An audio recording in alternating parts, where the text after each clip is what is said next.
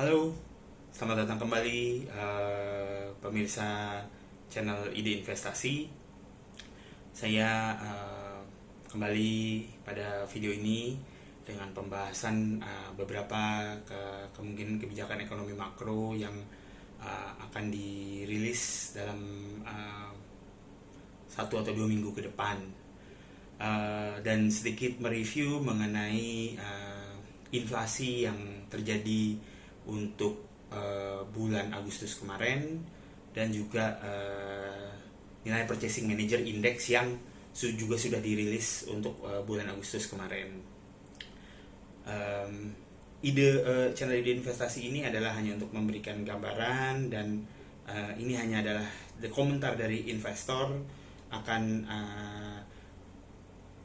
apa yang harus dimaknai oleh para investor atau trader di dalam memaknai arti rilis data-data makro Indonesia, dan apa yang harus diantisipasi di dalam pengelolaan investasi pada finansial asetnya. Oke, sekarang saya mulai sedikit dengan saya melihat catatan saya. Jadi kalau kita mulai melihat inflasi yang terjadi pada bulan Agustus itu terjadi deflasi secara tahunan, di mana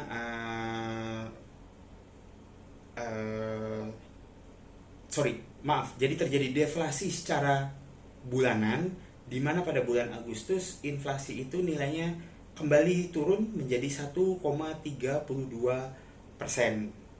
Nah, ini berbanding kebalik dengan inflasi yang terjadi pada bulan Juli, di mana inflasi itu masih berada pada nilai 1,54%, dan pada bulan Juni inflasi itu berada pada 1,96%. Jadi kita melihat masih terjadinya deflasi secara bulanan. Hanya akan tetapi kalau kita menilai dari delta perubahannya itu semakin lama semakin turun. Ya, ini kalau saya catat perubahan dari Juni ke Juli itu ada sebesar 21,42%, tetapi sudah terjadi penurunan pada saat dari Juli ke Agustus, inflasi itu mencatat delta perubahan sebesar 14,28%. Nah, apa artinya ini? Ini artinya berarti sekarang kegiatan ekonomi sudah mulai berangsur-angsur kembali ada, pulih belum bisa dibilang pulih, hanya akan tetapi penurunan deflasi secara bulanan ini sudah mulai melambat. Nah, saya rasa hal ini berbarengan dengan bisa kita lihat data dari PMI, Purchasing Manager Index, yang juga ternyata mengalami kenaikan. Jadi saya catat Purchasing Manager Index pada saat bulan Agustus itu ada pada level 50,8, kemudian Juli ada pada nilai 46,9, dan kemudian Juni itu berada pada level 39,1. Nah,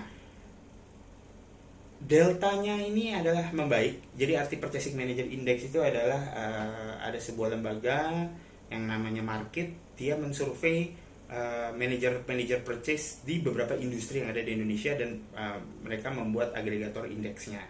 Nah, kalau kita catat kenaikan dari Juni dan Juli, perubahannya terjadi sebesar 19,9%, sedangkan pada Juli ke Agustus untuk nilai Purchasing Manager Index itu berada pada perubahannya ada di nilai 8,3%. Nah, apakah yang harus disikapi oleh pemirsa? Jadi pada video saya sebelumnya saya menilai bahwa tujuan Bank Indonesia mempertahankan suku bunga acuan adalah dikarenakan BI yang mau melihat dulu bagaimana hasil dari inflasi, apakah inflasi itu masih terjadi deflasi, dan bagaimana delta perubahan deflasinya itu, apakah semakin tajam atau memang terjadi penurunan perubahan. Nah, seperti tadi sudah dibahas bahwa terjadi penurunan perubahan delta dari inflasi, dan kemudian juga diikuti dengan kenaikan Purchasing Manager Index yang sampai sekarang telah menyentuh level 50,8 atau mengalami kenaikan sebesar 8,3% dari PMI bulan Juli. Nah, yang menarik sebagai catatan buat pemirsa, sebelum terjadinya PSBB atau sebelum terjadinya pandemik yang merebak di Indonesia, saya mencatat bahwa Purchasing Manager Index pada saat Februari tahun 2020 itu adalah dicatat pada level 51,9%. Jadi ini kurang lebih hanya sekitar 1,1% lagi untuk Purchasing Manager Index itu bisa kembali menyentuh level normal sebelum terjadinya PSBB. Nah, saya rasa hal inilah yang ditunggu oleh BI sebelum mereka memetakan apakah akan mempertahankan suku bunga atau memotong suku bunga. Nah, yang menarik di sini karena minggu depan ini kita akan melihat adanya rilis data cadangan devisa atau yang biasa dikenal oleh FX Reserve oleh masyarakat. Saya mencatat selama bulan Juli ke Agustus terjadilah kenaikan FX Reserve sebesar 2,5% dari 131,7 billion US dollar menjadi 135,1 billion US dollar. Nah, estimasi saya adalah FX Reserve yang akan dirilis pada September ini, yaitu yang melambangkan FX Reserve pada bulan Agustus, saya melihat akan ada penurunan atau akan ada perubahan delta yang tadinya ada perubahan antar bulanannya adalah sebesar 2,5%. Saya melihat ada kemungkinan ini akan sedikit turun di bawah 2,5%, bisa di bawah nilai 1%, atau worst yang akan dialami adalah kita flat pertumbuhan FX reserve-nya. Nah, hal ini terjadi dikarenakan saya melihat selama koridor bulan Agustus BI atau pasar itu berhasil mempertahankan currency band untuk IDR pada level 14.550 atau 14.500 sampai dengan 14.900. Itu yang saya lihat terus di-maintain oleh market. Ya, tentu kita mengetahui bahwa Bank Indonesia pun juga melakukan operasi moneter, di mana tujuan mereka melakukan operasi moneter adalah bukan untuk menguatkan rupiah, tetapi mereka ingin membuat rupiah itu menjadi stabil, sehingga impactnya adalah trade balance kita masih akan surplus nilai ekspor. Nah, inilah yang sepertinya Bank Indonesia masih akan lakukan. Jadi mereka masih akan memaintain nilai rupiah pada level 14.500 sampai dengan 14.900, sehingga atas kegiatan operasi moneter yang bisa kita sebut ini operasi moneter kontraksi ya, untuk menahan penguatan rupiah, jadi pasti akan menggerus cadangan devisa atau FX reserve yang BI miliki. Nah, implikasinya saya akan langsung direct bicara implikasinya. Sebenarnya itu akan lebih terkena ke surat utang negara.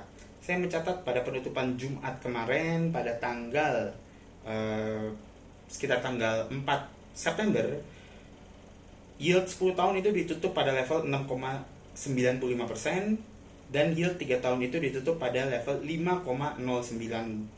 Nah, impactnya saya melihat bahwa seminggu ke depan ada besar kemungkinan terjadinya trading inflow, di mana 10 tahun akan mengalami penguatan yield sampai dengan nilai yieldnya di level 6,88 atau di level 6,85. Sedangkan untuk yield 3 tahun juga akan mengalami penguatan dari 5,09. Saya melihat mengestimasikan yield itu akan mencapai nilai 4,8%.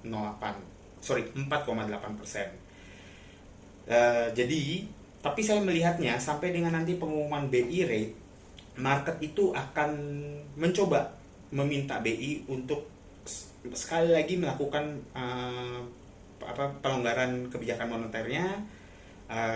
Jadi ada kemungkinan bahwa perubahan paling besar untuk yield bonds itu akan terjadi pada tenor-tenor pendek. Berarti tenor pendek ini adalah tenor-tenor 2 tahun dan 3 tahun. Itu yang akan lebih atraktif dibeli oleh investor. Sedangkan untuk IHSG sendiri, untuk 1 minggu ke depan, saya melihat lebih banyak mixed signal. Tetapi mungkin untuk 2 hari ke depan atau 3 hari ke depan, IHSG akan mengalami penguatan sebagai imbas dari pengumuman dari FX Reserve. Oke, sekian dulu pemirsa, dan nanti saya akan kembali lagi dengan membicarakan hasil pengumuman dari FX Reserve, dan kemudian saya juga akan mencoba diskusi mengenai memberikan komentar saya sebagai investor akan apa yang akan kita harapkan sebagai investor dari kemungkinan pengumuman trade balance dan juga pengumuman nilai suku bunga acuan yang akan diumumkan BI pada pertengahan September. Oke, jangan lupa like and subscribe channel Ide Investasi, dan sampai berjumpa kembali.